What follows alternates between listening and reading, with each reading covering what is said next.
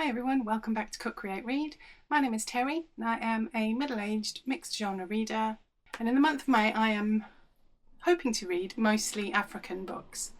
Reads and Art on Instagram is hosting a month-long challenge called Africa Reads, and the idea is to read books by African authors set in Africa or about Africa in some way.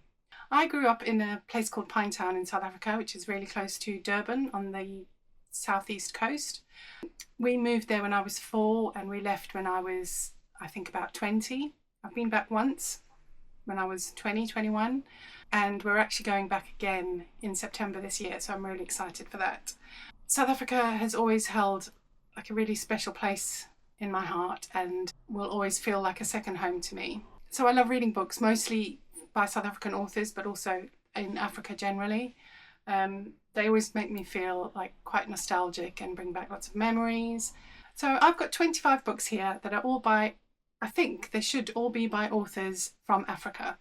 Most of them are by authors from South Africa, but there's quite a few from other countries within Africa as well. Reads and Art, who is hosting this challenge this month, has set some themes and some prompts. I'm not entirely sure that any of these books actually fit the prompts apart from being by African authors.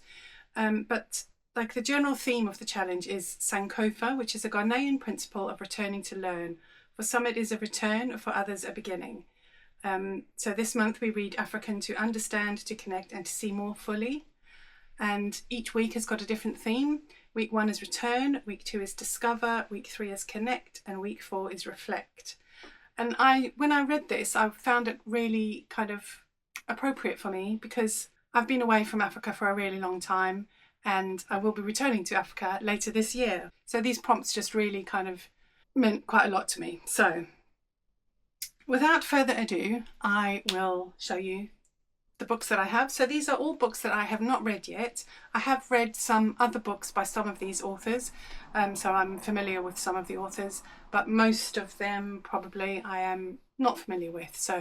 But these are books that I'm hoping to read this month. Obviously, I'm not going to read 25 books this month. I won't be reading all of these books, but hopefully I'll be reading some of them. So let's just get started. Enough waffling on, Terry. So the first book I have is Love in Colour by Bolu Babalola. This is a collection of short stories and it says on the front, mythical tales from around the world retold. I have been putting this off. I do quite like short stories. I like kind of realistic short stories, and the word mythical has put me off of this, but I've heard nothing but good things about this collection, so I really do want to read it. I just don't get on very well with mythical stuff. I just like scientific, realistic things. The dog is barking. I don't know why, because the back door is open, but I'm just going to go and check on her. Okay, I'm back. One door was open, the kitchen door was closed, and obviously she wants to go out the kitchen door and not the door that is open. So I've also just grabbed a drink. What is this? Living Things Gut Friendly Peach and Blood Orange.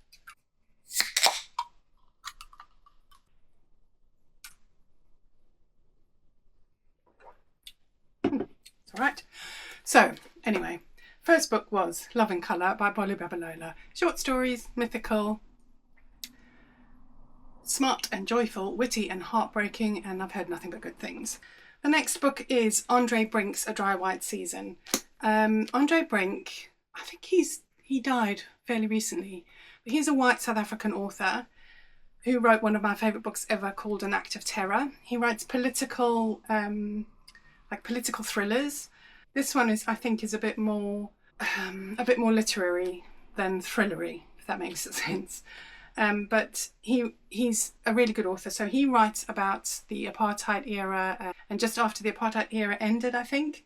This one I have read before, but I can't really remember it. So I do think I want to read it again, which is not like me. I don't reread a lot at all. But this is about a white man, I think, whose black friend, I believe, dies at the hands of the police. The South African police in this time period were pretty brutal. They probably still are, in all honesty. But I know that when I read this, I really enjoyed it. And so I do want to read it again because I can't remember any of it. But I absolutely highly recommend An Act of Terror. It's a chunky one. It's a really gripping story and so well written. And I flew through it, so I would highly recommend that if you are interested in reading about that time period in South Africa. Next up, I've got 3 books by the same author, and that is Chimamanda Ngozi Adichie from Nigeria. So I have got Americana, which is pretty much, loads of people love this book. A lot of people name it as one of their favourite books. I have got Purple Hibiscus and Half of a Yellow Sun. So I haven't read any of these books, and I know she is a bit of a controversial author. She's got some not so great opinions on trans people, which we don't have time for here. Her opinions, I mean, not trans people.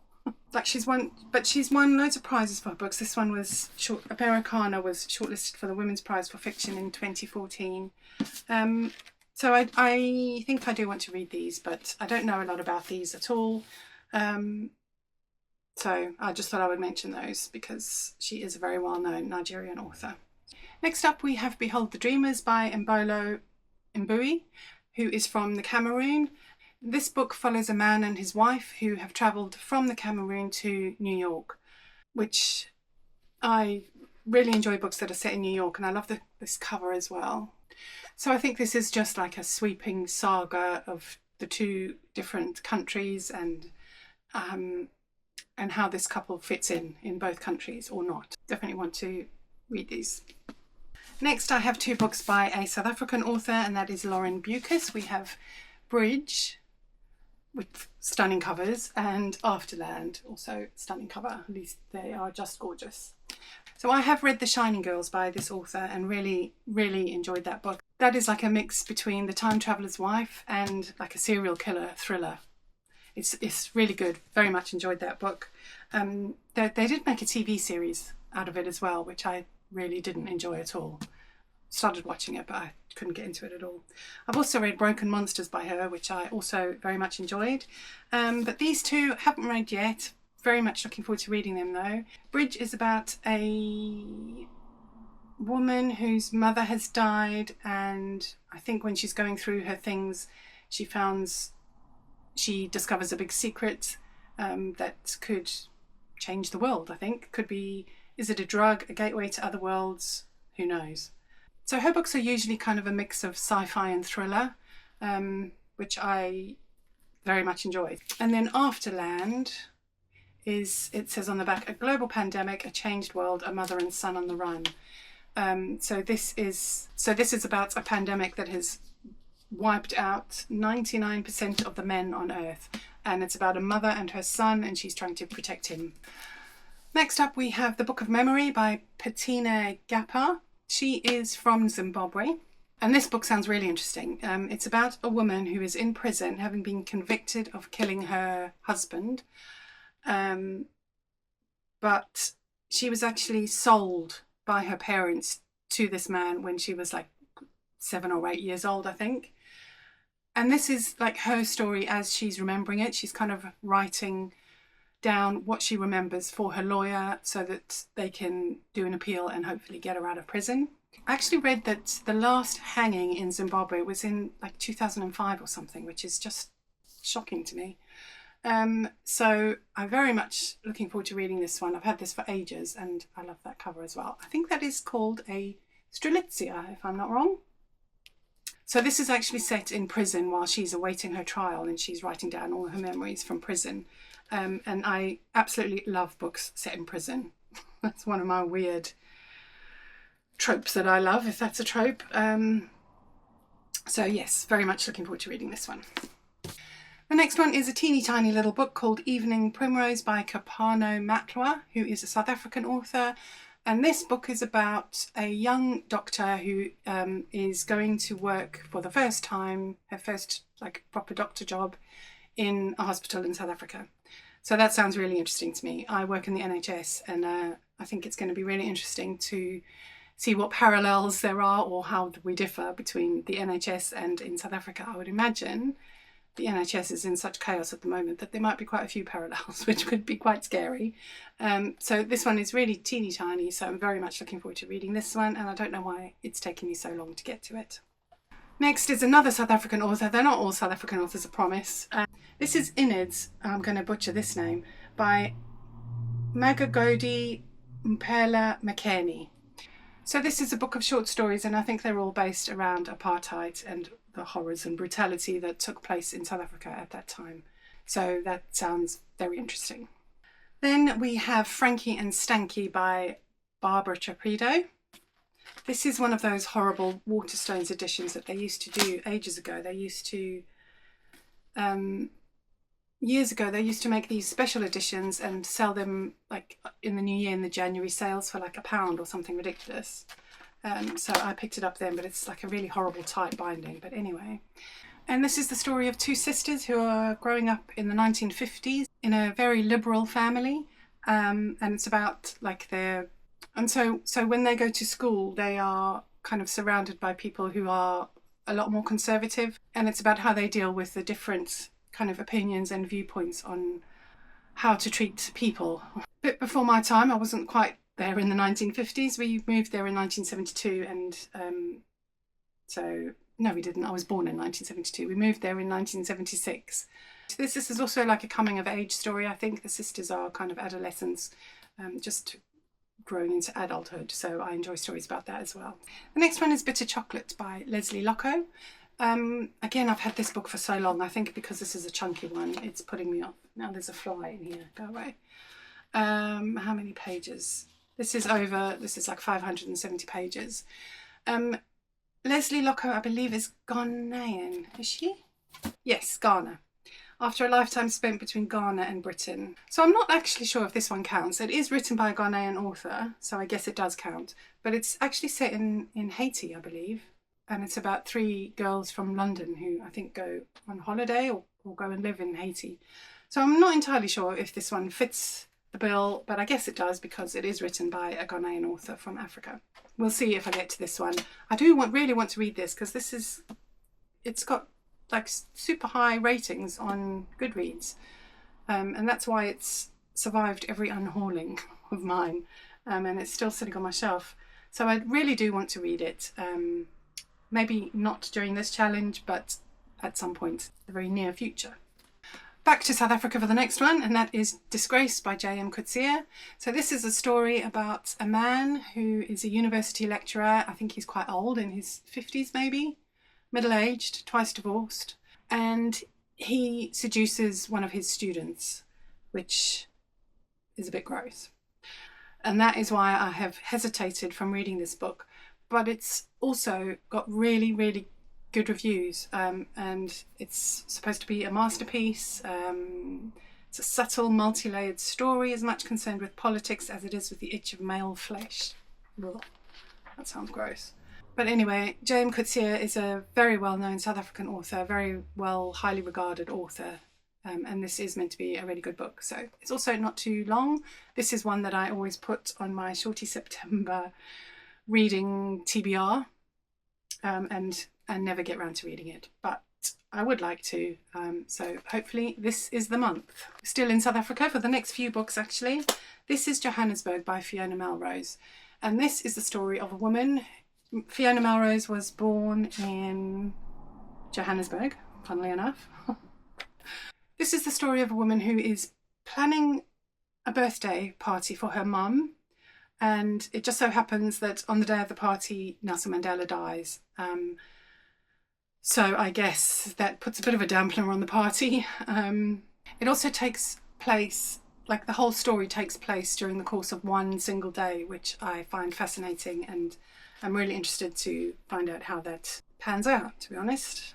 Yeah, so that's another one that I've had for a long time and want to get round to reading. Then we have some more short stories by S.J. Nordea, who is a South African author, and this is called The Alphabet of Birds. I think this is actually translated. Yeah, it's translated by the author. So he, I think, wrote these stories in Afrikaans, which is one of the national languages of South Africa, and then he translated them himself into English. And these are, again, realistic stories. And I don't think I have read anything by an Afrikaans author before. So that will be really interesting to see, because to me, this is a huge sweeping generalisation, but Afrikaners are very conservative, and usually the way they think is the polar opposite to the way I think. So it will be interesting to read these and see what he has to say. Actually, there's a quote in here from Andre Brink. For any reader who would like to keep up with what is happening at the forefront of Afrikaans literature, this collection is truly unmissable. Yeah, so like I say, I've never read anything by an Afrikaans author, so that will be interesting. Then we have The Prey of Gods by Nikki Drayden. Now, I think, actually, I'm not sure if this one fits the bill, because I don't think Nikki Drayden is actually South African. She lives in America, and that's all I can find out about her, to be honest. She is not a South African author, but this book is set in South Africa, and it sounds really interesting. So so I think that does actually fit the theme prompt. It's a book set in Africa. But this story is about robots, which is really not my thing. But it's also about some kind of hallucinogenic drug that is sweeping the country, and it's about an AI uprising, which feels very topical, although I think this is quite old, this book. When was this published? This book was published in 2017, but it does sound really interesting. And it says it's an exciting, fast-paced story with an emotional depth that connects you to the rich cast of characters, and it's a fabulous debut. So quite fascinated to read this, very interested. She's obviously, during her short time in South Africa, she travelled there when she was a student and spent some time in Port Elizabeth. But obviously that short time in South Africa must have had quite an effect on her to have then written this story. So I'm very interested to find out what this one's all about. Next we have another South African author, Fiona Sussman, and this is called, what's it called? Shifting Colours. That is a beautiful jacaranda tree on the front cover, which I love jacaranda trees. They grow all over South Africa, mainly in Pretoria and Johannesburg. This is the story of a white couple, I believe. They have a black maid who has a daughter, and it's all kicking off politically, and this couple decide to go back to England, and they offer to take their maid's daughter with them to hopefully give her a better life in England. So I think that the daughter doesn't settle very well in England, and years later she goes back to South Africa to find her mother. And it says, an extraordinary tale of discovery, hope and despair. Next up, we've got two books by the same author, Akweke Emezi, and I've got The Death of Vivek Oji and You Made a Fool of Death with Your Beauty. These two are hugely popular, very much hyped on the internet, and it's quite shocking that I haven't read either of them yet. They're both pretty short, they're not chunky ones, so don't really have an excuse. I believe they are Nigerian, not 100% sure, and I will put it up on the screen if that is incorrect information. This story is about a family who lose a child, which is just devastating and horrendous. This one I did start reading, but I put it down because I wasn't quite in the right mood. And from what I can gather, it's about a woman whose husband has died, and then she's been grieving for the last 4 or 5 years, I think. And then she has a one-night stand with a man. Well, no, not a one-night stand, because she gets into like a very short relationship with a man. That ends, and then she begins a relationship with one of his friends, and that's as far as I got, really. But it's supposed to be really good, and I just wasn't in the right mood for it. So yeah, I definitely want to read these two, and this one is stunning. Beautiful cover, beautiful colour, sprayed edges as well. So yeah, that's Akweke Emezi, I believe from Nigeria. Then I've got a memoir here by Sisonke Misimang, and it's called Always Another Country. And I think this is about a woman who was born in exile. So her father was exiled to Kenya, I think. And it's about, so the family are constantly on the move. So they move around to lots of different countries in Africa, Zambia, Kenya, South Africa, Mozambique, I think.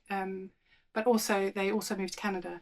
And this is her memoir, and it sounds really interesting. It's supposed to be very moving. So I think it'll be good to have a bit of real life memoir sprinkled in amongst all this fiction. I've got 4 more to go.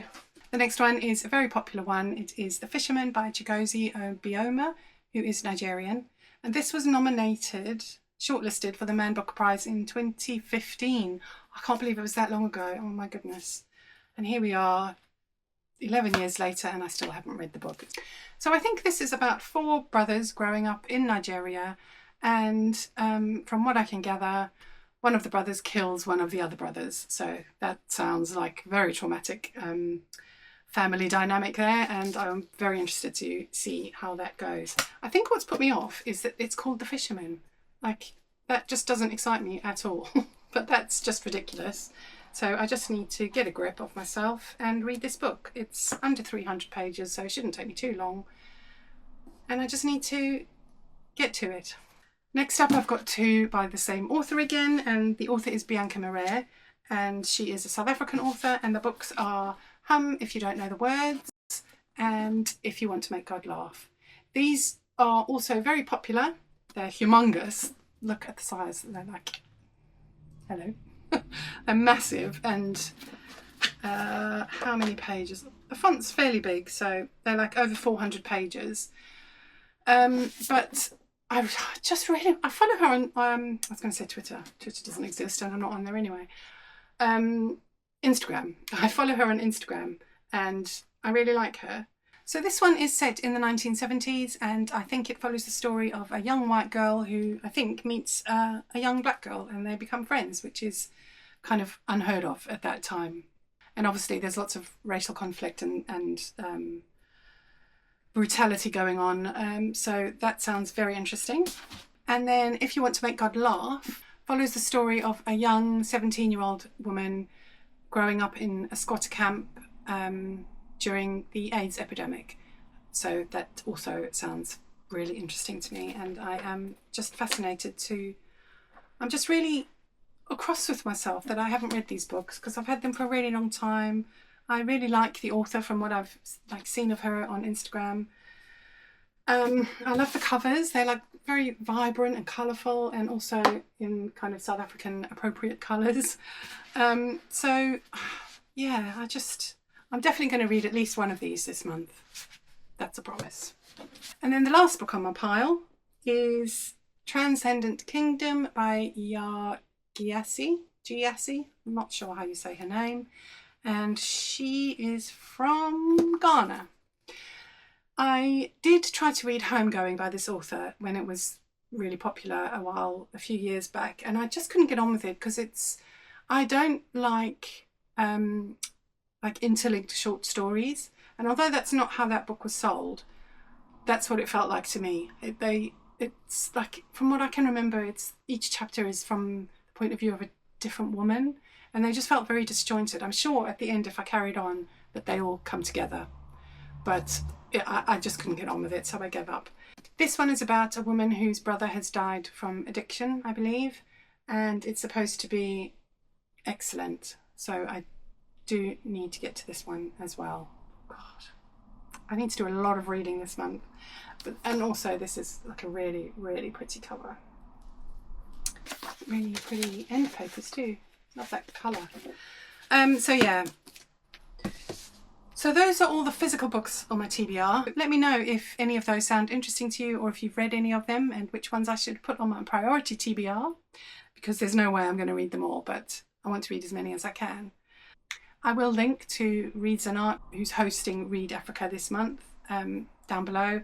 Please do follow along. Even if you read one book by an African author, that will count. So let me know which one you read, and I will see you again in the next video. Thank you for watching. Bye bye.